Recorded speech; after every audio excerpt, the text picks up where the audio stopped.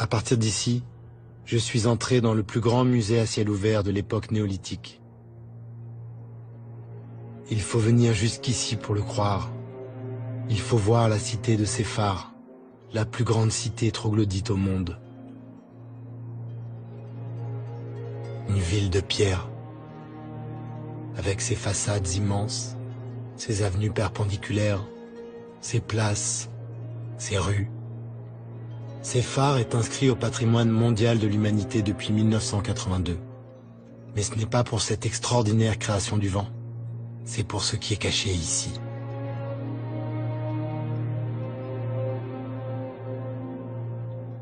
« 15 000 dessins et peintures rupestres ornent les murs de cette monumentale cité naturelle.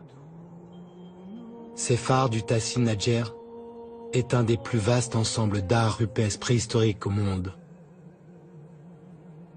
On y découvre d'immenses récits de guerre, de conquête, de civilisations perdues.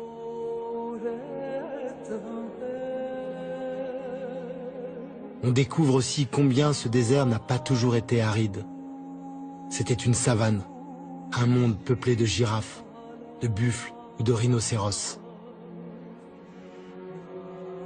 15 000 œuvres qui racontent 6 000 ans de changement du climat, de migration de la faune et d'évolution de la vie humaine aux confins du Sahara, comme un grand livre du désert.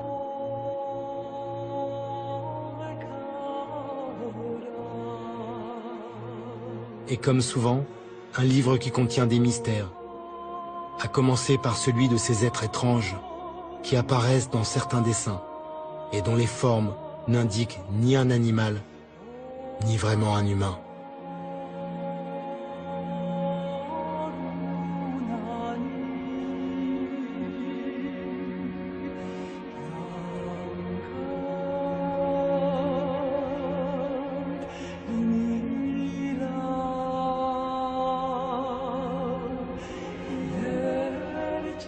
Rares sont les voyageurs qui s'aventurent au-delà de la cité de Séphar. Personne ou presque n'arrive jusqu'ici. Aux confins de l'Algérie, j'ai vu le Tadrart rouge.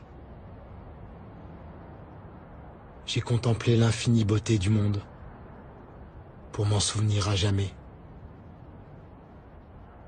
Puis je me suis agenouillé et j'ai fermé les yeux.